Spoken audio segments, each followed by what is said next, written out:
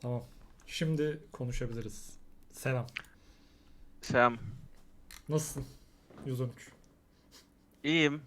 Aynı. Çok bir heyecan falan yok yani. Alıştın win almaya bu sezon. Bu sezon alıştım ya. Geçen sezon Heretics'te oynadığımızda ilk maçımda heyecandan elim ayağım titriyordu. Ama Yankos var bir de. evet. Ama şu an çok bir şey hissetmedim yani. Bu maç bayağı chill'dim. Öyle kazandık. Okey. Ee, Ya bugünkü maç hakkında öyle çok detaylı konuşma gibi bir planım yok bu arada. Ama yine de hani şeyleri sorayım. Maokai oynadım bu arada. Bayağı da iyi bir maç geçirdin. Tam da röportajın öncesine denk gelmesi güzel oldu. Ee, Ya nasıl hissediyorsun? Kendi performansın hakkında ne düşünüyorsun bugün?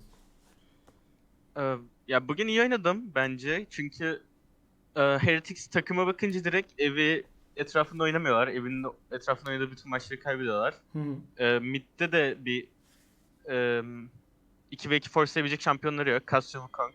6'dan sonra belki force'layabilirsin. Level 1'de Cassio flash'ını kaybetti. Sadece mid bot side'da oynayabilirler ama adamların draftı bayağı kötüydü bence. Draft'ta ve Alsike edip direkt ve Herald fight'lerini kazanmayı oynadılar.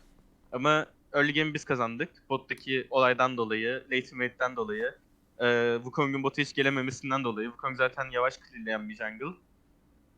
Yankos'u sadece tracklemeye çalıştım, matchlemeye çalıştım. Mid bot side'da da bütün skirmish'leri kazandık. Adamlar skirmish force'layamadı. Lane'i kaybetti.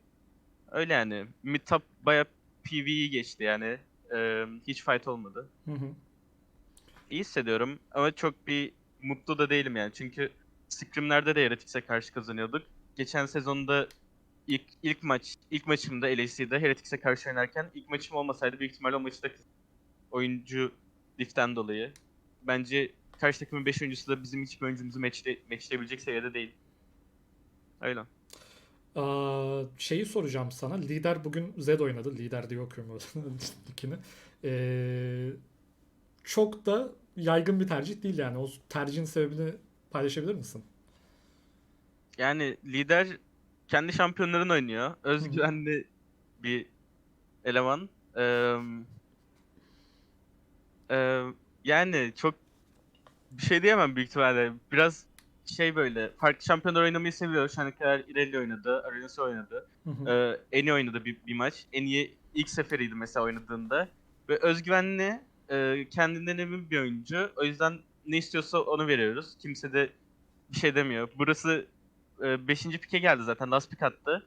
Burası Z angle falan dedi böyle. Biz de tamam dedik yani. Hiç kimse bir itiraz etmedi. Çünkü her zaman iş yapacağını biliyorsun. Kendi şampiyonlarında konfort olduğunu biliyorsun. Öyle. Anladım. Liderden bahsetmişken o zaman ya bu sorumun muhtemelen tahmin ediyorsun. Geçen mevsim seninle böyle oturup konuşma fırsatımız olmadı ama bu mevsim de artık işte üçüncü haftaya gelmiş olduk. Şimdi geçen mevsim orta koridorda Dajor vardı. Ve mevsim arasında hemen liderle yer değiştirmiş oldular. Gerçekten sence bu değişiklik Astralis'i yukarı taşıdı mı? Çünkü Dager hani herkesce eleştiriliyordu. Yani hiç pozitif yan göremiyordu insanlar onu izlerken. Sen şu anda takımın durumu hakkında ne düşünüyorsun bu mevsim? Abi şöyle diyeyim. Biz ya dürüst olmak gerekirse geçen sezon 6. olduk. Hı hı. Maçı kaybettiğimizde ya bazı takım isim vermek istemiyorum. Bazı takım arkadaşlarım dedi ki mesela 10. olmamız lazımdı. Buraya nasıl kaldık bilmiyorum. Bence de haklılar çünkü diğer takımlar kötü oynadığı için biz bu kadar iyi gözüktük geçen sezon. Bizim takımın standartlarına göre. Hı hı. Ama bu sezon mesela 2000 ile başladık ve liderle antrenmanlar çok iyi gidiyor. Maçlar iyi gidiyor. İlk 8'i garantiledik gibi bir şey. Zaten regular season çok bir önemi yok. Evet, evet, dördüncü Ee, galibiyeti de aldınız. Yani en evet. kötü ihtimalle tiebreaker oynuyorsunuz şu anda. Evet. %95 ihtimalle falan garantilemişiz. Öyle biliyorum ben. Hı hı. Ee, O yüzden takım beklentileri daha yukarıda. En az bence ilk dörde girmemiz lazım. Playoff aşamasına gitmemiz Onu lazım. soracaktım ben de Ee, sana. evet. Gerçekten düşünüyor musun? Yani böyle bir inanç var mı takım içerisinde? Bu çok güzel bir şey bence. Evet, herkes ya kimse şey değil böyle. Minnettar değil aldığımız sonuçlardan. Mesela 3 tane lose aldık arka arkaya. Hı hı. Herkesin morali bozuk yani. Kimse bunu normal bir şey olarak görmüyor. Ve aldığımız lose'larda da genelde kendimize karşı kaybediyoruz. Karşıda hiçbir takımın iyi olduğu için kaybetmiyoruz. Eğer kaybedersek mesela Best of 3'lerde veya playoff'larda büyük ihtimalle sadece G2 yenebilir diye düşünüyorum. Çünkü sadece onlar outclass edebilecek ve team play olarak diğerlerinden daha farklı, daha iyi oynayan e, bir takım. Hı hı. Ve dediğim gibi işte benim takım arkadaşlarım da benimle aynı düşünüyor. Ben de aynı düşünüyorum. Mesela bugün kazandık mesela, kimse o kadar aşırı mutlu değil, anladın mı? İlk 8'e girdiğimiz için. Çünkü kimse ilk 8'i bir başarı olarak görmüyor. Ben de ilk 4'e girmek istiyorum en az. Ee, Öyle. Herkesin amacı aynı. Kazanmak istiyorlar. Bu Anladım. kadar. İlk 8 gibi bir amacımız yok. Bence bu arada gerçekten güzel bir şey. Çünkü hakikaten de hak ediyorsunuz. Kimse de geçen mevsim bitirdiğiniz yeri hak etmediğinizi de söyleyemezdi. Hı hı. Kesinlikle hani işte diğer takımlar kötüydü o yüzden oraya... Hayır abi. O zaman yani sizden önceki Astralis kadroları niye yapamadı? Onların başaramadığı bir şeyin bu sene aslında başardınız. Ya siz bu sene Astralis tarihine geçiyorsunuz bu arada. Bu bir gerçek. Ya Astralis'in League of Legends'a girdiğinden beri en başarılı mevsimlerini yaşıyor. O yüzden ben sana şunu da sormak istiyorum aslında. Kişisel olarak performansından ve gelişiminden memnun musun? Yani takımı bir kenara koyuyorum şu anda. Astralis'e geldin. LEC'de ilk sezonuna giriyorsun. Senin performansın yukarıya gittiğini görüyoruz ama sen kendin gelişiminden memnun musun? Ve kendini LEC ormancılar arasında nereye koyuyorsun? Em, Abi gelişimimden mutluyum. Hı hı. Geçen sezon antrenmanlara çok erken başladık. Bir alışma süreci vardı, adaptasyon süreci vardı.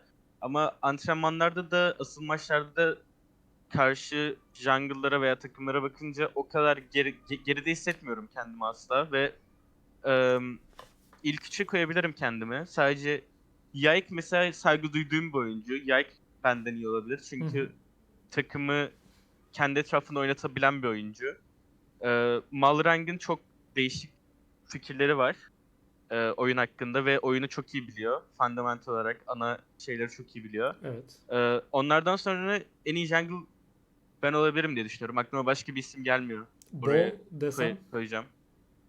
Onun çok o kadar iyi olduğunu düşünmüyorum. Geçen sezonu da çok iyi oynamadı bence. Bu Hı hı. sezonda ona karşı kazandık. Antrenmanlarda bize karşı kazanmış sadece. O da ilk haftaydı bizim. Ee, Biraz daha fazla izlemem lazım, görmem lazım. Ama bu onun laner'ları çok iyi oynuyor mesela onun etrafında, ama bence o takım o kadar iyi olduğunu düşünmüyorum işte. Vitality'den bahsediyorsun değil mi? Evet. Anladım. Tamam. Bireysel olarak Boğa'nın da o kadar iyi olduğunu düşünmüyorum. Kaybettikleri maçlarda şu an 2 maç kaybettiler mesela bu sezonda, 4-2'ler. Hı hı. İkisinde de Ormancı'nın büyük bir katkısı vardı kayıplarına. Böyle düşün. Anladım. Anladım. Okey. Peki o zaman biraz daha ülkemize dönelim.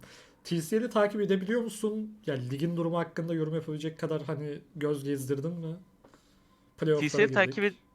takip ediyorum. Beşiktaş DP serisinin hepsini izledim. Hı hı. Foot IV'yi biraz izledim. İkisi de Ee, baya güzel bir serilerdi. evet. Birkaç tane de sezon maçı izledim. Hı hı. Ligin durumu ya böyle bir şampiyonluk yorumu falan filan istesem senden. Kimi önde görüyorsun? Kimi iyi görüyorsun? EMEA Masters tecrüben var mesela. TCL takımlarının şu anki seviyesiyle işte Wildcats ve Foot önde duruyor. Onların başarılı olabileceğini düşünüyor musun? Eee, Düşünüyorum. Hı hı. Abi bence EU Masters'ta en az yarı final yapar TCL. Hı hı. En az yarı final diye düşünüyorum. LFL takımlarını yenebilirler mi?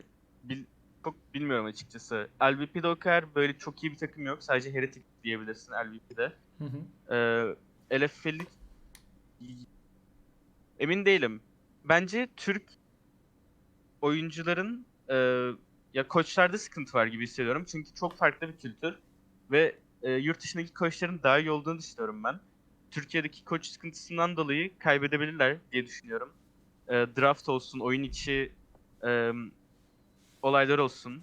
Hı hı. Bence yurt dışı daha önemli. Bence en önemli faktör bu, ama bireysel performans olarak FL'de kapışabileceklerine inanıyorum. Özellikle Ivy'nin. Anladım. Ivy kaybetmiş olmasına rağmen. Bence Ivy loser bracket'ten finale çıkar. Ben Parus'a güveniyorum. Tamam. Okey. O zaman Paruz'a güveniyorum dedin. Bak hemen onun arkasında da bir tane sorum var. TCL'de beğendiğin ve LEC'de oynayabilir diye düşündüğün, hani gelecekte de olsa böyle tahmin ettiğim, buraya yakışabilir dediğin oyuncular var mı? Şimdi biz mesela bakıyoruz. Tempt, Asper, Bao, ya bunlar aslında LEC'deki oyuncuların seviyesini düşünce oraya gidebilecek oyuncular gibi çarpıyor gözümüze. Ee, Serin var Türklerin arasından. Senin hani böyle düşündüğün, çok beğendiğin, solo queue'da karşılaştığın falan bir oyuncu var mı? Mesela Parus EOS'te birinci sıraya çıktı daha yeni. Hı hı. Abi Parus'a ben saygı duyuyorum. Hı hı. Arkadaşım. O yüzden çok biraz taraflı bir yorum olabilir ama çocuk çok çalışıyor ve iyi oynadığını da düşünüyorum. Beraber de oynadım Parus'ta. Ve kısa sürede bayağı yükseldiğini düşünüyorum. Bence Parus LEC'e gidebilir ama ya bu olaylar tamamen başarıya ve biraz lobiye bakıyor Hı hı. diyebilirim. Ee, O yüzden ya bilemiyorum. Bence Bao bayağı solid oynuyor. Serin playoff modunu açtığında bayağı iyi oynuyor. Ama dediğim gibi çok TCL ekosisteminde Tryout oynamadım kimseyle. Kimseyle sadece akademide oynadım. O yüzden beraber çalıştığım bir oyuncu yok. O yüzden çok bir yorum yapamayacağım. Ama Parus bence iyi bir yönde ilerliyor yani. Rank 1 olmasıyla ve bu kadar fazla çalışmasıyla en azından beni etkiliyor anladın mı? Tryout'a mesela bir takımın rosterını ben kuruyorsam Tryout'u alacağım bir oyuncu. Anladım. Parus. Anladım. 113 süremizden emin değilim ama zaten oldukça da süredir konuşuyoruz. Çok teşekkür ederim. Öncelikle zaman ayırıp geldiğin için. Senden son bir şey isteyeceğim. Frank Esports takipçilerine bir tane mesaj gönderebilir misin benim için? İstersen Astralis'in durumundan bahsedebilirsin. İstersen ülkemizden çıkıp ile bizi temsil ediyor olmandan bahsedebilirsin ama neyden bahsedersen bahset. Bir selam gönderirsen Frank takipçilerine çok sevinirim.